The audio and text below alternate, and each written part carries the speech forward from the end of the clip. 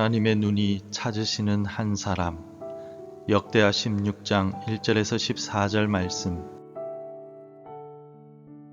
아사왕 제36년에 이스라엘 왕 바아사가 유다를 치러 올라와서 라마를 건축하여 사람을 유다 왕 아사에게 왕래하지 못하게 하려 한지라.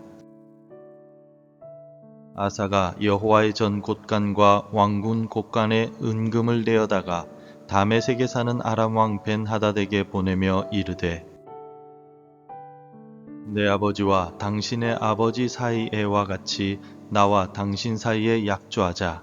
내가 당신에게 은금을 보내노니 와서 이스라엘 왕 바아사와 세운 약조를 깨뜨려 그가 나를 떠나게 하라 하매,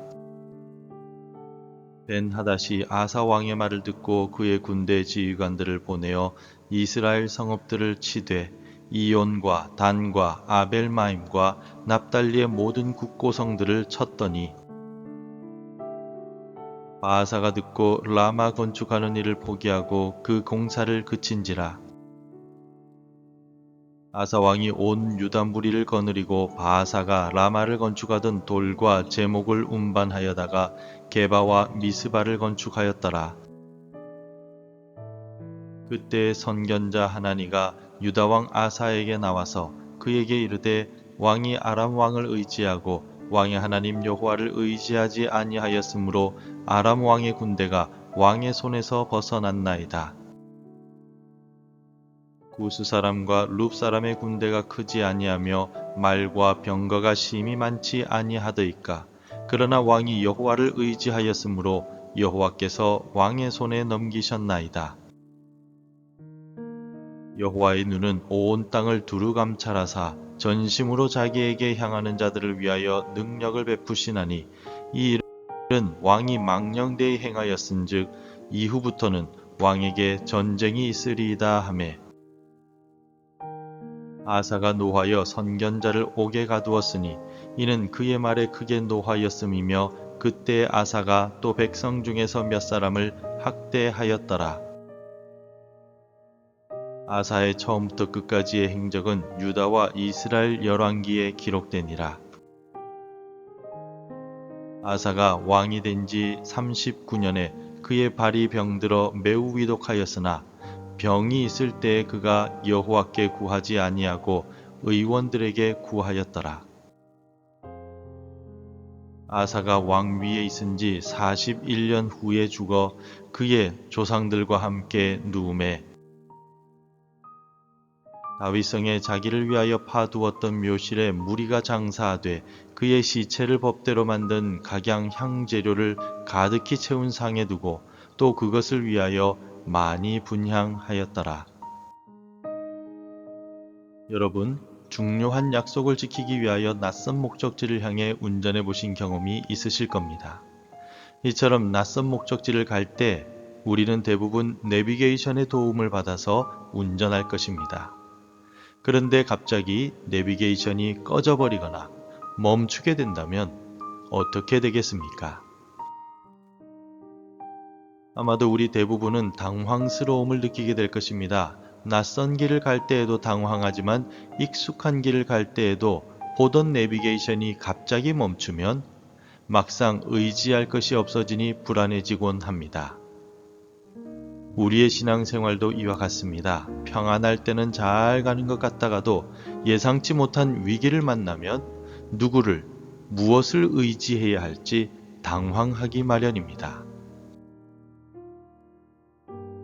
오늘 본문의 아사왕은 성공가도를 달리던 신앙의 베테랑이었습니다.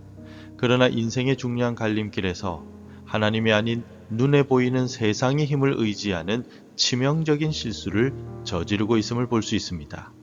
그런데 아사의 모습은 바로 두려움 앞에서 하나님보다 세상을 더 크게 보는 우리의 모습이기도 합니다.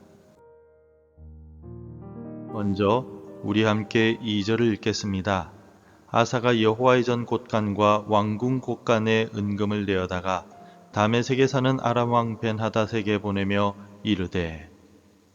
2절을 보면 아사는 북이스라엘의 침공이라는 위기 앞에서 과거 하나님의 도우심을 구했던 기도의 자리가 아니라 아람 왕에게 보낼 은금을 계산하는 자리로 달려가게 됩니다. 그리고 성전 곳간에 은금을 내어 이방 왕에게 조공으로 바치게 됩니다. 이 같은 아사의 모습은 신앙적으로나 국가적으로나 어리석은 선택이었습니다. 사실 당장은 아사는 아람의 도움으로 위기를 모면한 것처럼 보입니다. 세상의 방법은 이처럼 즉각적이고 효율적인 것처럼 우리를 유혹하고는 합니다. 그러나 세상의 방법은 하나님의 영광을 가리고 더 큰 위험을 불러오는 미봉책일 뿐임을 잊지 말아야 합니다. 우리 예수님도 광야에서 사탄에게 돌로 떡을 만들라라는 시험을 받으셨습니다. 이 유혹은 하나님의 방법이 아닌 자신의 능력과 세상의 방식으로 문제를 해결하라는 유혹이었습니다.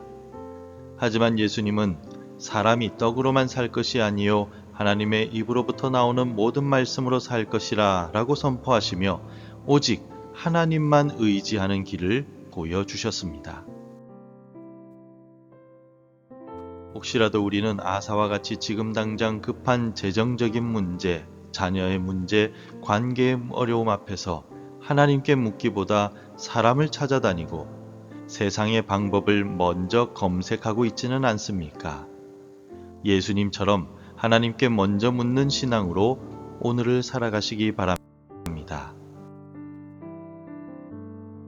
아사가 하나님이 아닌 아람 왕을 의지하였을 때 선견자 하나니는 아사의 행동이 하나님 보시기에 망령된 것, 즉 어리석은 행동이었음을 지적하게 됩니다. 그리고 9절과 같이 선언하고 있습니다. 여호와의 눈은 온 땅을 두루 감찰하사 전심으로 자기에게 향하는 자들을 위하여 능력을 베푸시나니 이 일은 왕이 망령되이 행하였은즉 이후부터는 왕에게 전쟁이 있으리이다 하매. 하나님은 우리의 능력이나 조건을 보시는 것이 아닙니다. 하나님은 우리의 마음 중심이 어디를 향하는지를 보시는 분이십니다. 분열되지 않는 마음, 전적인 신뢰, 즉 온전한 마음을 가진 자를 하나님은 찾으시고 바로 그 사람에게 무한한 능력을 부어주십니다. 그렇다면 나의 마음은 지금 무엇으로 나뉘어져 있습니까? 하나님과 세상을 같이 섬기려는 마음을 겸손히 내려놓읍시다. 그리고 오직 주님 한 분만으로 만족하며 주만을 전심으로 의지하기로 결단합시다. 그러나 너무나도 안타까운 일이 발생하고 말았습니다. 책망을 들은 아사 왕은 회개하지 않고 오히려 분노하며 선지자를 핍박한 것입니다. 심지어 발에 중병이 들었을 때에도 여호와께 구하지 않고 의원만을 의지하다가 죽음을 맞이하고 말았습니다. 12절 말씀입니다. 아사가 왕이 된 지 39년에 그의 발이 병들어 매우 위독하였으나 병이 있을 때에 그가 여호와께 구하지 아니하고 의원들에게 구하였더라. 성도 여러분, 아사가 한 번 실수했기 때문에 비참한 결말을 맞이하게 되었습니까? 오늘 본문에 의하면 결코 그렇지 않습니다. 아사는 반복적으로 실수했을 뿐만 아니라 결코 회개하지 않는 완고한 모습을 보이고 말았습니다.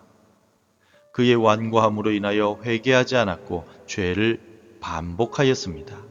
하나님을 의지하지 않는 삶의 끝은 결국 허무와 죽음뿐임을 오늘 본문은 분명하게 우리에게 보여주고 있습니다. 혹시라도 하나님의 징계나 말씀이 주는 찔림 앞에서 마음이 완악해져 있지는 않습니까? 늦었다고 생각할 때가 가장 빠른 때임을 잊지 마시기 바랍니다. 지금 바로 무릎 꿇고 주님을 찾으시는 지혜로운 성도가 되시기를 바랍니다. 오늘 본문에서 아사 왕은 처음에는 하나님을 잘 섬겼지만 결정적인 순간에 사람을 의지하는 어리석음을 범했습니다. 그리고 끝까지 회개하지 않아 비참한 최후를 맞이하고 말았습니다. 하나님은 지금도 온 땅을 두루 살피시며 전심으로 하나님을 찾는 한 사람을 찾고 계십니다. 성도 여러분, 우리의 힘으로는 하나님을 온전히 의지할 수가 없습니다. 그러나 우리를 위해 십자가에서 모든 것을 내어주신 예수 그리스도의 사랑을 믿을 때 우리는 어떤 두려움 앞에서도 담대하게 하나님만을 의지할 수 있게 됩니다. 오늘 나의 문제보다 크신 하나님, 나의 약점을 능력으로 바꾸시는 예수 그리스도만을 바라보며 오늘 하루를 시작하시기 바랍니다. 주만 바라볼 때 주께서는 반드시 놀라운 능력을 베풀어 주실 것입니다. 기도하겠습니다. 전능하신 하나님, 지금껏 위기의 순간마다 전능하신 하나님이 아니라 세상의 방법을 찾아왔던 나의 어리석음을 회개합니다. 어리석은 나를 불쌍히 여겨주시고 오늘 하루도 하나님만을 의지하고 살아가게 하옵소서. 모든 문제 앞에서 오직 주님만을 바라보는 믿음을 주옵소서. 전심으로 하나님을 바라보며 하나님께서 찾으시는 바로 그 한 사람이 되게 하옵소서. 예수님의 이름으로 기도드립니다. 아멘. 계속해서 함께 기도해 주시기 바랍니다. 어떤 상황에서도 오직 주님만을 의지하는 믿음을 주옵소서. 하나님의 책망 앞에서 겸손한 마음으로 회개하게 하소서. 우리 가정이 세상이 아닌 하나님만을 신뢰하게 하소서.